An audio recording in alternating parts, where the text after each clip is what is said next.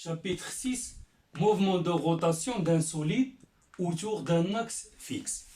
Dans ce chapitre, il faut connaître la définition du mouvement de rotation d'un solide autour d'un axe fixe, connaître donc les grandeurs permettant de repérer le mouvement de ce solide, donc savoir l'expression de l'accélération angulaire et son unité, connaître la relation reliant les composantes normales et tangentielles de l'accélération en fonction de celles angulaires, connaître et appliquer la relation fondamentale de la dynamique dans le cas d'un mouvement de rotation pour établir l'équation différentielle des mouvements et la résoudre.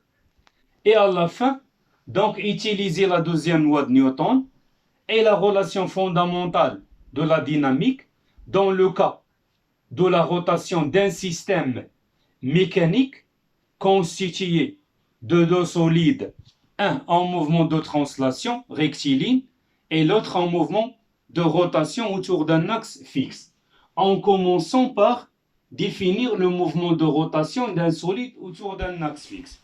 Je considère par exemple un solide noté S.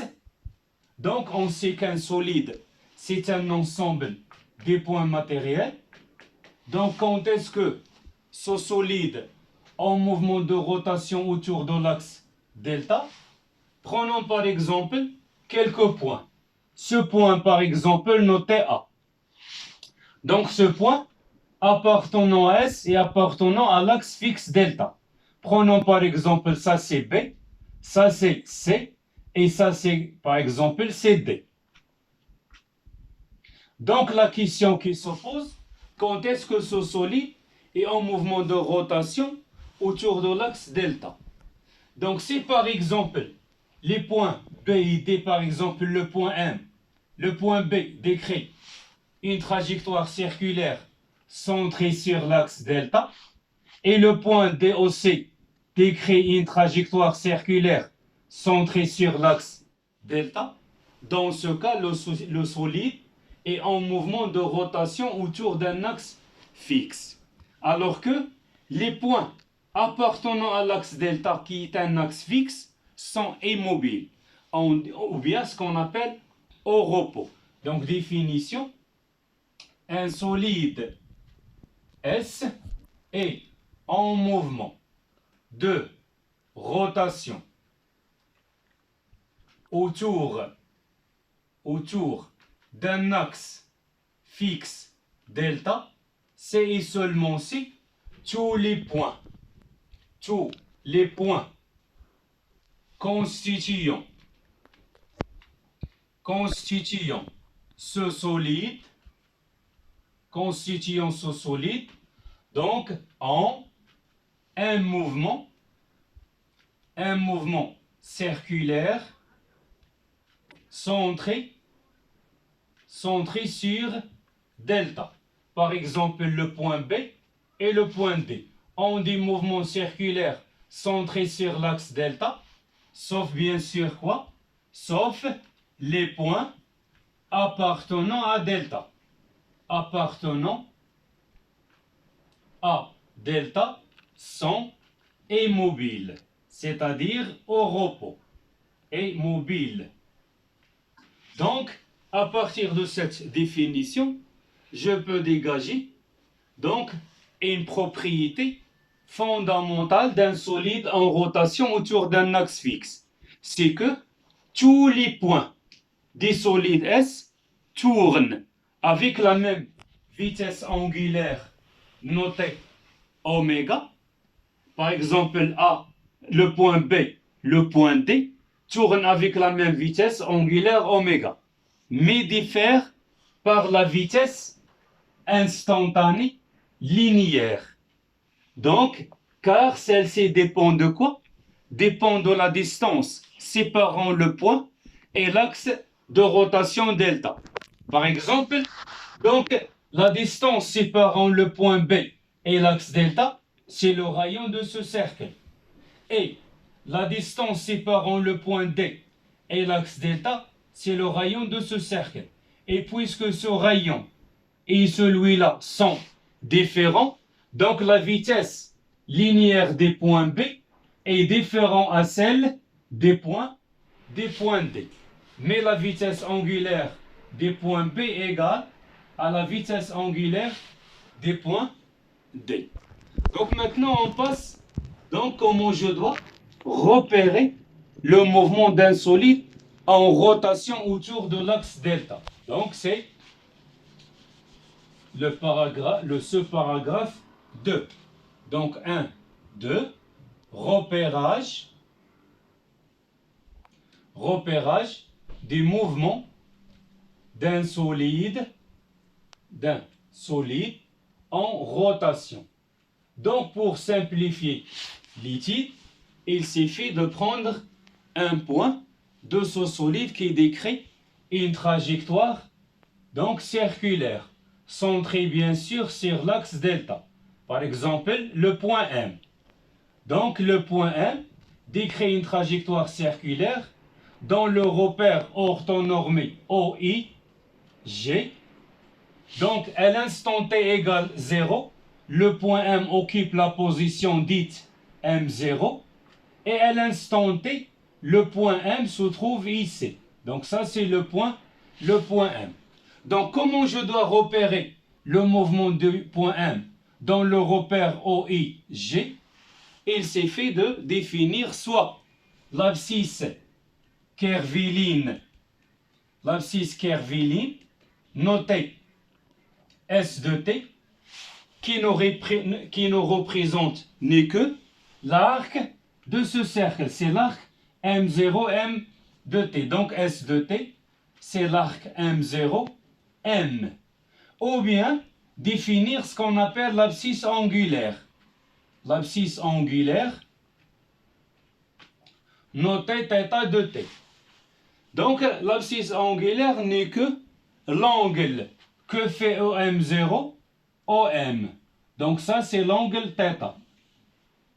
Donc θ de t, c'est l'angle OM0, OM, tel que l'abscisse curviline et l'abscisse angulaire, donc S et θ, sont reliés par la relation suivante. S de t égale R fois θ de t. Ça, c'est la relation reliant l'abscisse curviline, S de t, et l'abscisse angulaire, θ de t. Bien sûr, R représente quoi? Représente le rayon de la trajectoire circulaire. Donc ça, c'est le rayon. Ça, c'est R. Elle s'exprime en mètres. S de t s'exprime aussi en mètres. θ de t, c'est en radians, puisque c'est un angle. Maintenant, on passe au second paragraphe. Donc, le second paragraphe, c'est donc définir les grandeurs caractérisant donc le mouvement de rotation. Donc, le paragraphe 2, la vitesse angulaire, la vitesse linéaire, ainsi que la relation reliant les deux. Donc, 1, 2, vitesse angulaire. On le symbolise oméga ou bien tout simplement θ point. Ça, c'est la vitesse angulaire. Donc, par définition, la vitesse angulaire oméga ou bien tout simplement θ point n'est que la dérivée par rapport au temps de l'abscisse angulaire. Donc θ point égale d de θ sur d de t. Elle s'exprime en quoi? Elle s'exprime bien sûr en radians par seconde. C'est par exemple en donnant l'expression de l'abscisse angulaire, par exemple t carré plus 2, et je vous demande de calculer la vitesse angulaire, donc il suffit de dériver cette expression. Donc θ point c'est quoi? Qui est égal à oméga, c'est d de θ sur d de t égale, je vais dériver cette fonction. En fonction de quoi? En fonction du temps. Donc la dérivée de t carré c'est quoi? c'est 2t, plus la dérivée de 2, puisque 2 c'est une constante, donc sa dérivée c'est 0. Maintenant on passe donc à la vitesse linéaire. Donc la vitesse linéaire de vitesse linéaire. Donc la vitesse linéaire, notez tout simplement v. Donc la même chose par définition, la vitesse linéaire n'est que la dérivée par rapport au temps de l'abscisse curviligne. Donc notez aussi S point. Ça c'est la dérivée. Donc S point. V s'exprime en quoi? Elle s'exprime en mètres. Donc en connaissant la définition de la vitesse linéaire V et la vitesse angulaire oméga ou bien θ point, en cherchant la relation entre les deux. Donc c'est le paragraphe 3. 3.2, la relation entre V et oméga ou bien θ point. Donc en partant bien sûr de quoi? En partant de la relation reliant les abscisses angulaires et curvilignes. Donc on a quoi? On a S de t égale R θ de t. À partir de cette relation, donc je vais introduire la fonction dérivée. Donc la dérivée par rapport au temps de S de t égale la dérivée par rapport au temps de R fois θ de t. Et puisque R, c'est le rayon de la trajectoire, c'est une constante, donc je vais sortir cette constante de la dérivée. Donc on obtient quoi? On obtient d de S sur d de t égale R d de θ sur d de t. Et d de S sur d de t n'est que la vitesse linéaire. d de θ sur d de t n'est que la vitesse angulaire. Donc c'est R θ point. Ou bien tout simplement R fois oméga. Donc ça c'est la relation reliant la vitesse linéaire et la vitesse angulaire. Maintenant on passe au troisième paragraphe. C'est de savoir définir donc l'accélération angulaire. On le symbolise par θ de point. Donc troisième paragraphe, l'accélération angulaire et l'accélération donc linéaire. Voilà donc l'accélération bien sûr. 1,3 accélération angulaire. Donc l'accélération angulaire, on le symbolise par θ de point.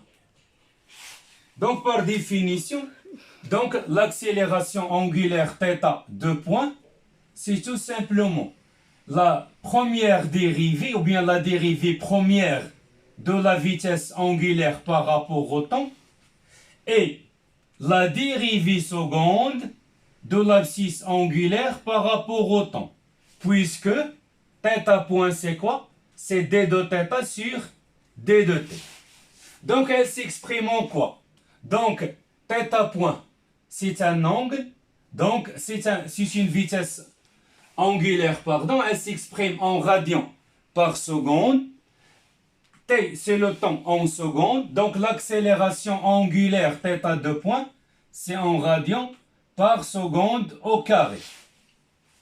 Donc ça c'est la définition de l'accélération angulaire. Maintenant on passe donc à l'accélération linéaire, 2,3. Donc 2,3 concernant l'accélération linéaire. Tout simplement noter donc A. Donc pour déterminer l'accélération linéaire, donc on utilise bien sûr donc le repère de Freinet, puisque c'est le repère nécessaire pour étudier ce type de mouvement. On sait que l'expression de l'accélération dans le repère de Freinet, donc l'accélération dans le repère de Freinet, se décompose en deux. Donc ce qu'on appelle la composante tangentielle et une composante normale. Telle que La composante tangentielle, c'est la dérivée de la vitesse par rapport au temps portée par U, plus V au carré sur R porté par N. Donc ça, c'est l'expression de l'accélération dans le repère de Freinet. Donc maintenant, je dois relier ces deux grandeurs donc, à celle angulaire. Par exemple, pour la composante tangentielle, donc A de t, c'est quoi? C'est D de V sur D de t. Et puisque V égale R θ point, donc je vais introduire cette expression dans la dérivée. Donc l'accélération tangentielle égale la dérivée par rapport au temps de R θ point. Et puisque R c'est une constante, donc je vais sortir R. On obtient quoi? R fois D de θ point sur D de t. Et D de θ point sur D de t n'est que l'accélération angulaire. Donc, l'accélération angulaire à t égale R θ 2 points. Et ça, c'est la relation reliant la composante tangentielle de l'accélération dans la base de Freinet en fonction de l'accélération angulaire. De même pour la composante normale. Donc la composante normale, c'est V au carré sur quoi? Sur, donc R. Je vais remplacer V par cette expression. Donc c'est R, θ point au carré, le tout au carré, pardon, sur R. Donc c'est R au carré, θ point au carré, sur R. En simplifiant par R, on obtient quoi? On obtient R θ point au carré. Donc finalement, l'expression de l'accélération, donc de l'accélération linéaire dans le repère de Freinet, c'est que A de t, c'est R fois θ 2 points, et AN, c'est R fois θ point au carré.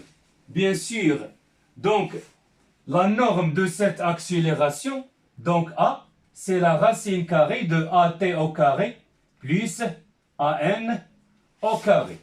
Donc je vais schématiser sur un schéma simple, donc les composantes de l'accélération.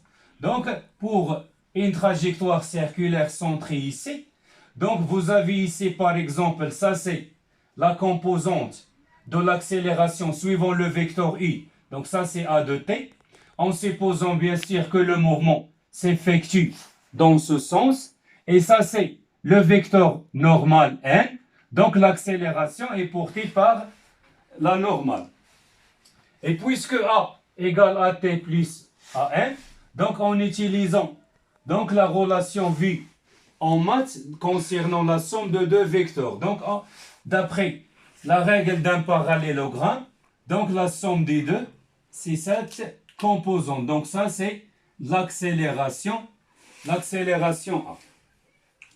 Maintenant on passe au quatrième paragraphe. Donc le quatrième paragraphe concernant la nature des mouvements. Donc je vais faire la même chose comme donc vu dans le mouvement rectiligne uniforme et rectiligne uniformément varié. Donc on a vu donc la nature des mouvements pour caractériser un mouvement rectiligne uniforme et un mouvement rectiligne uniformément varié. Donc on a vu que si la vitesse est constante et la trajectoire est rectiligne, donc le mouvement est rectiligne uniforme. Et si l'accélération A est une constante différente de 0 et la trajectoire est rectiligne, donc c'est un mouvement rectiligne uniformément varié. On a vu que pour un mouvement rectiligne uniforme, donc l'équation caractérisant ce type de mouvement, c'est que x de t égale v fois t plus x0. Et pour un mouvement rectiligne uniformément varié, c'est tout simplement x de t égale 1 demi at au carré plus v0 fois t plus bien sûr x0. Donc, je fais la même chose pour le mouvement circulaire, ou bien mouvement de rotation uniforme et mouvement de rotation uniformément varié. Donc, paragraphe 4, mouvement de rotation uniforme et mouvement de rotation uniformément varié. Uniformément varié. Donc, on commence par définir quoi? Donc, le mouvement de rotation uniforme. Voilà, donc définition petit a. Donc, petit a, définition. Quand est-ce qu'un solide a un mouvement de rotation uniforme? Lorsque tout simplement la trajectoire est circulaire et la vitesse angulaire oméga ou bien θ point, c'est une constante. Donc, définition, un solide S est en mouvement de rotation uniforme, c'est et seulement si sa vitesse angulaire oméga égale θ point égale à une constante. Donc, si la vitesse angulaire est constante, donc je peux utiliser de la même chose que le mouvement rectiligne uniforme, donc les caractéristiques de ce type de mouvement. Donc, c'est petit b, l'équation caractéristique du mouvement, ou bien l'équation horaire du mouvement. En partant de quoi? De θ point. Donc, θ point, c'est quoi? C'est la dérivée de θ par rapport au temps. Donc, par intégration, donc on obtient quoi? On obtient bien sûr, donc, θ de t égale θ point fois t plus une constante. Cette constante, c'est la valeur de la grandeur étudiée à l'instant t égale à 0. Donc, en utilisant bien sûr donc, les propriétés mathématiques. Donc, qu'est-ce qu'elle représente? θ point. Ou bien tout simplement noter oméga. Donc, égale oméga fois t plus θ 0. Donc, θ 0, c'est l'abscisse angulaire à l'instant t égale à 0. Donc, elle est déterminée par les conditions initiales. Donc, si je vais tracer par exemple la courbe de cette équation. Donc, on trouve donc ça. C'est l'équation, ou bien les diagrammes caractérisant ce type de mouvement. Donc, ici θ, ici t. Donc, c'est par exemple à l'instant t égale à 0. Donc, le solide tourne avec une vitesse angulaire oméga 0. Donc, elle diffère de 0. Voici la courbe de cette fonction. Donc, c'est une fonction affine. Et ça, c'est quoi? C'est θ 0. Donc, θ 0, c'est l'abscisse à l'instant t égale à 0. Maintenant, il reste à déterminer oméga. Donc, oméga, c'est tout simplement le coefficient directeur. Donc, K, c'est quoi? C'est le coefficient directeur de la fonction affine. Et comment je détermine le coefficient directeur? Donc, il suffit de prendre deux points appartenant à la droite. Par exemple, ce point et ce point. Et je vais projeter ici. Donc, ça, c'est le point B. Ça, c'est T de B. Projetant sur l'axe donc vertical, c'est θ B. La même chose ici, le point A. Ça, c'est TA. Et ça, c'est θA. Donc, oméga, c'est θ B moins θA sur TB moins TA. Donc, à partir de cette relation, donc, je peux déterminer donc, la vitesse angulaire graphiquement. Maintenant, on passe à quoi? Donc, on passe ce qu'on appelle au mouvement de rotation uniformément varié. Mouvement de rotation Donc, mouvement de rotation uniformément varié. Ça, c'est le paragraphe de 4. Voilà, définition. Donc, je fais l'analogie avec celle vue dans le mouvement rectiligne uniformément varié. On a vu que un mouvement est rectiligne uniformément varié si son accélération linéaire est égale à une constante différente de 0. De la même chose ici. Pour qu'un solide soit en mouvement de rotation uniformément varié, il faut que son accélération angulaire θ de point égale à une constante aussi différente de quoi? Différent de 0. Donc un solide S est en mouvement de rotation uniformément varié et uniformément varié, c'est et seulement si son accélération angulaire θ de point égale à une constante différente de 0. Donc c'est le mouvement est un mouvement de rotation uniformément varié. Elle est caractérisée par deux équations. Une concernant l'équation de la vitesse et l'autre concernant l'équation horaire des mouvements. Donc ça c'est petit b. L'équation horaire du mouvement. Voilà. Donc en partant bien sûr de quoi? De θ de point égale, c'est la dérivée première de la vitesse angulaire par rapport au temps. Bien sûr, à partir d'une intégrale, donc par intégration, on obtient quoi? Donc la primitive de la dérivée seconde, c'est la dérivée première. Donc c'est θ point de t. Égale à quoi? Égale θ de point, puisque l'accélération c'est une constante, et vous avez vu en maths que la dérivée d'une constante portée par x, c'est tout simplement ax plus b. La même chose. Donc d de θ point sur d de t, donc sa primitive c'est θ point. Et la primitive de θ de point, c'est θ de point fois t. Plus quoi? Plus b. C'est quoi b? C'est la constante ou bien c'est tout simplement la valeur de la grandeur étudiée à l'instant t égale 0. Donc c'est θ point 0. Donc ça c'est l'équation de la vitesse. Donc l'équation de la vitesse ou bien tout simplement oméga de t égale θ de point t plus oméga 0. Donc puisque oméga égale à quoi? Égale θ point. Très bien. En représentant cette fonction.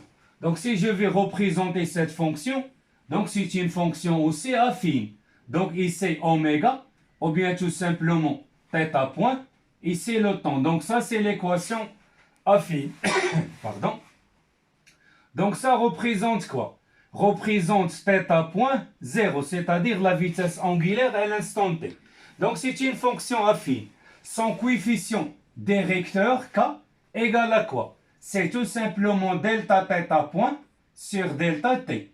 Et pour la calculer, il suffit de prendre deux points appartenant à cette droite.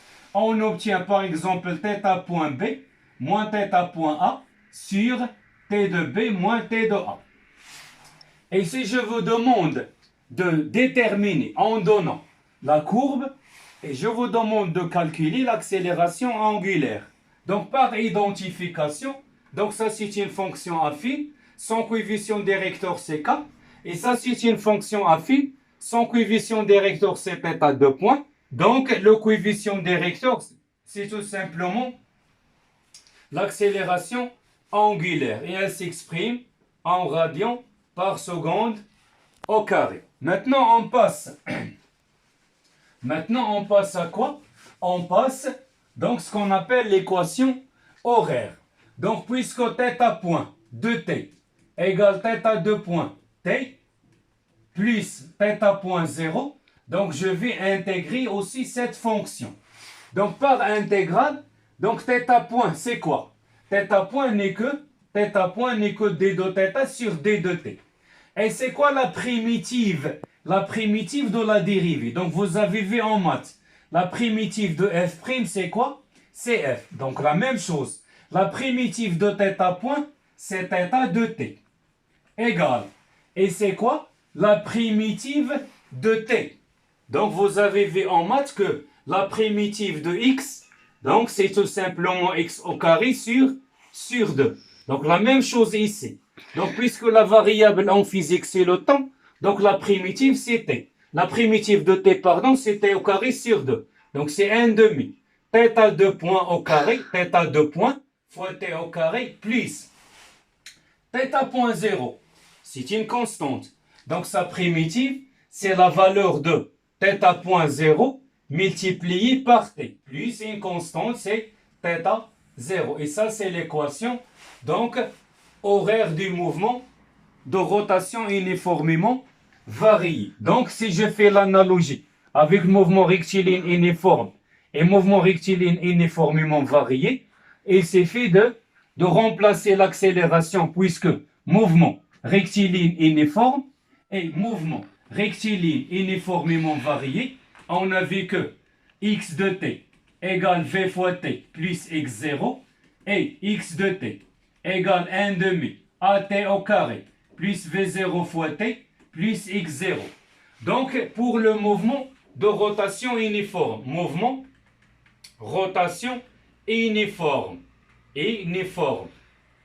Donc, x de t devient l'abscisse angulaire θ de t. La vitesse devient la vitesse angulaire θ point fois t, plus θ 0. Et pour un mouvement de rotation uniformément varié, donc x devient θ, 1 demi, donc l'accélération linéaire devient l'accélération angulaire, la vitesse initiale linéaire devient la vitesse initiale angulaire, plus x0 est remplacé par θ 0. Maintenant, on passe à la dernière partie de ce cours, c'est donc ce qu'on appelle la relation fondamentale de la dynamique. Donc, 5e paragraphe, c'est le dernier. Donc, la relation fondamentale de la dynamique. Notez tout simplement RFD. RFD. Donc, avant d'énoncer cette relation, en commençant par un rappel que vous avez vu entre en commun concernant le moment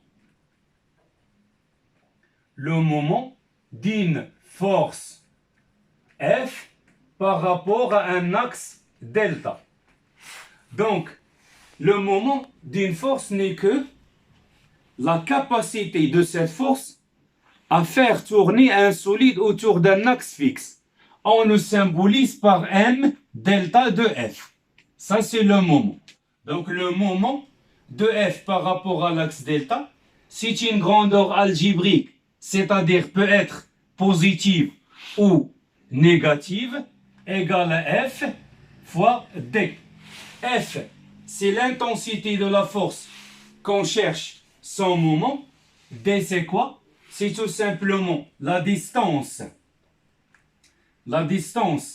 entre l'axe delta et la droite d'action de la force F.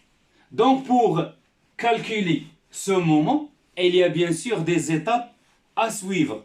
La première, donc il faut toujours choisir un sens de rotation utilisé. Ensuite, il faut savoir si la force F tourne le solide dans le même sens des rotations que vous avez choisi.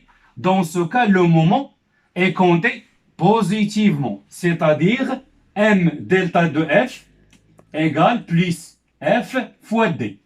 Et si la force F tourne le solide dans le sens opposé des sens de rotation choisis, donc son moment est compté quoi? Est compté négativement.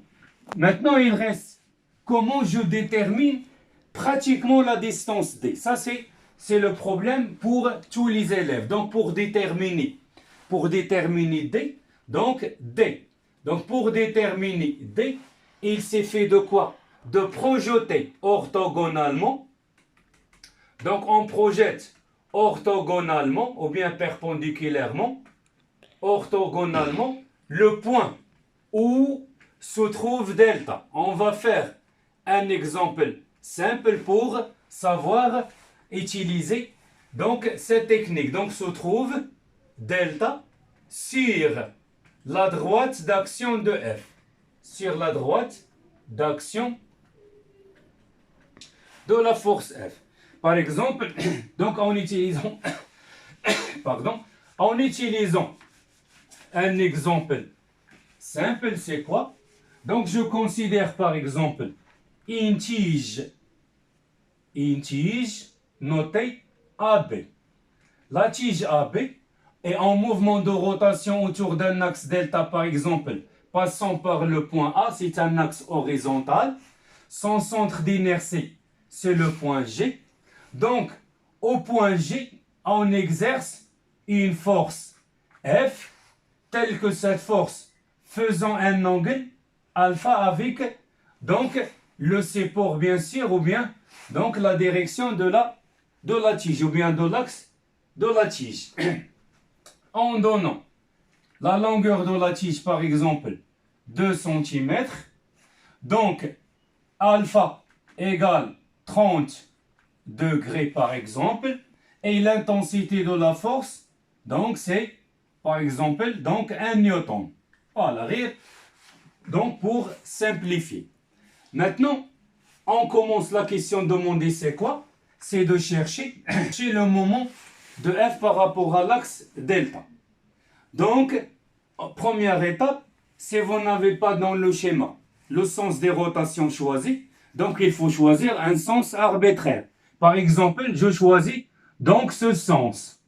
Ça, c'est le sens des rotations pour laquelle donc la tige AB tourne autour de l'axe delta. En utilisant les étapes, donc par définition, le moment c'est quoi? Le moment de F par rapport à l'axe delta, c'est plus ou moins, donc F fois D. Est-ce que je prends le moment positif ou bien négatif? Donc il faut revenir au schéma. Donc le solide AB, donc voici l'axe delta. Le solide AB, c'est celle-là. Donc il tourne dans ce sens. Et puisque F va faire tourner la tige AB dans le même sens des rotations choisies, donc son moment est compté positivement. Donc d'après le sens des rotations, donc le moment de F est positif. F fois D. Donc maintenant, il reste à chercher quoi? À chercher D.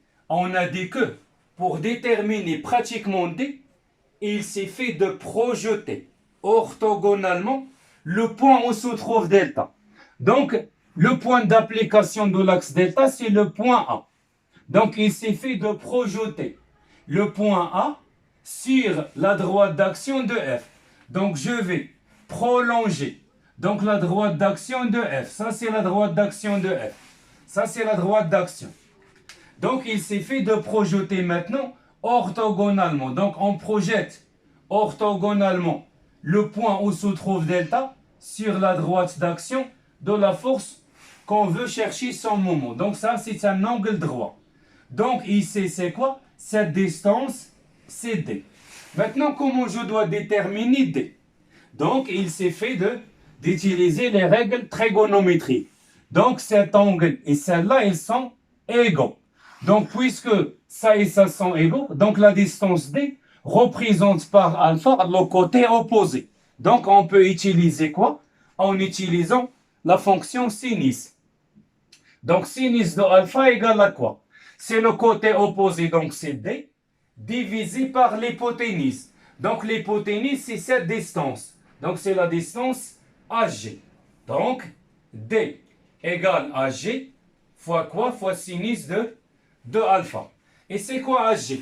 G, c'est le centre d'inertie, donc c'est le milieu de ce segment. Donc AG, c'est AB divisé par 2. Donc D égale la distance AB divisée par 2 fois sinus de alpha. Finalement, le moment de F par rapport à l'axe delta, c'est plus l'intensité de la force F fois D qui est égal à AB sur 2 fois sinus alpha. Donc, il s'est fait d'appliquer quoi? D'utiliser, pardon, donc l'application numérique.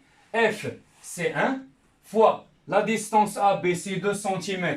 2 divisé par, donc 2 fois 10 puissance moins 2. Donc, je vais convertir donc en mètres divisé par 2 fois sinus, bien sûr, de 30.